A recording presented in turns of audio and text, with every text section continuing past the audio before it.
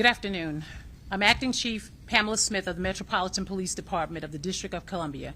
I'm joined today by FBI Assistant Director in Charge David Sundberg, ATF Supervisory Special Agent Brad Dickey, along with Executive Assistant Chief Ashan Benedict and Assistant Chief Carlos Harrod, who oversees our Investigative Services Bureau, and Captain Kentish, who oversees our Homicide Unit. We are here today to announce an arrest in the murder of 10-year-old Arianna Davis, whose life was taken too soon. Arianna and her family were innocent victims that were caught in the middle of senseless gun violence. On Sunday, May 14, 2023, Arianna Davis was out with her family celebrating Mother's Day.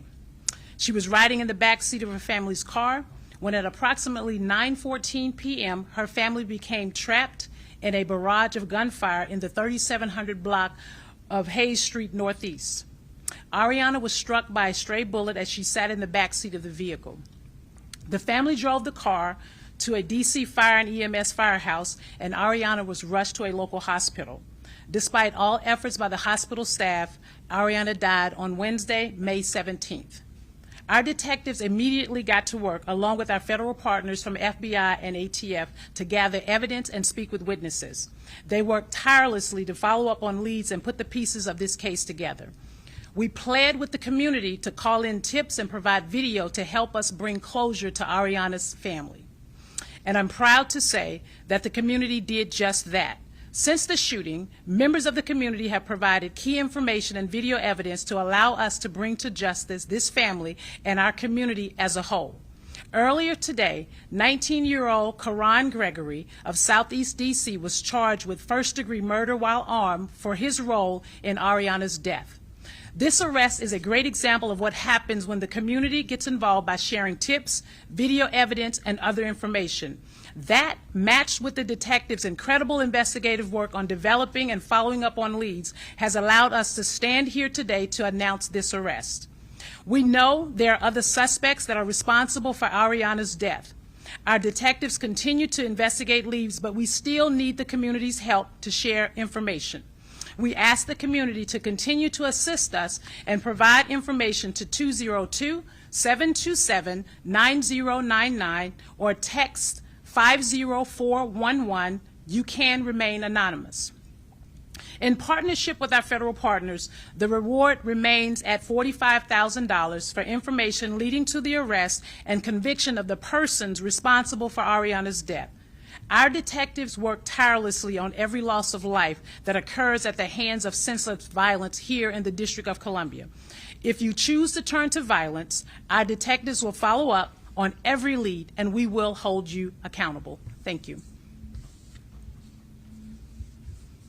Chief, can you talk a little bit more about the circumstances? So was it just this suspect firing at another group, and that's when the gunfire struck Arianna? So what I'll do is I'll have our Assistant Chief, Carlos Harrod, over our Investigative Services Division Bureau to provide you additional information.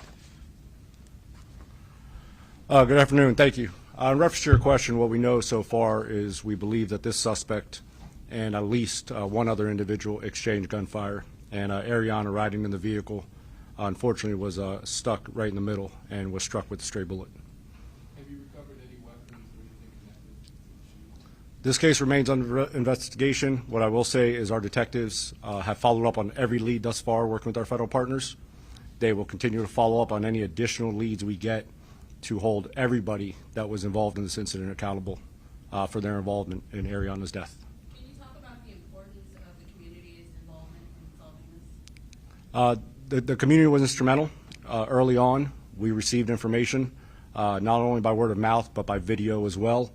And then along with forensic evidence, technological evidence, and ballistic evidence led us to this arrest today. Where was the suspect arrested, and has he been, can you say whether he's been in the district since then, or tracked him somewhere else? He was arrested in the district. I don't know his whereabouts between May 14th and today. Does he have any involvement in any prior crimes, or? Not that I'm aware of. Sorry, you said he was arrested between May 14th and today. You don't know when? No. I don't know where his whereabouts were. We arrested him today in the city, but I don't know where his whereabouts were between May 14th and today. Anything on the circumstances of his arrest? Was he taken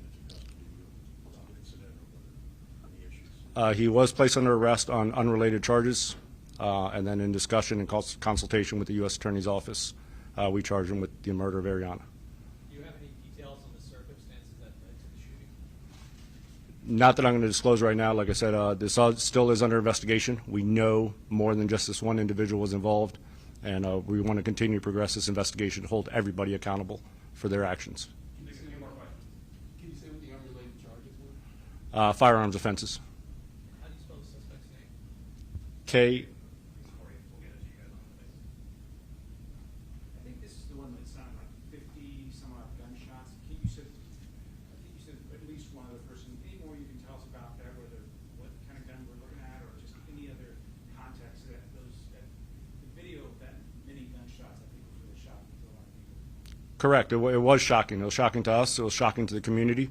It should be shocking for you all when we see that amount of gunfire on Mother's Day in a community where these individuals decide to recklessly shoot gunshots and unintentionally strike a 10-year-old girl riding in a vehicle with their family. It is shocking.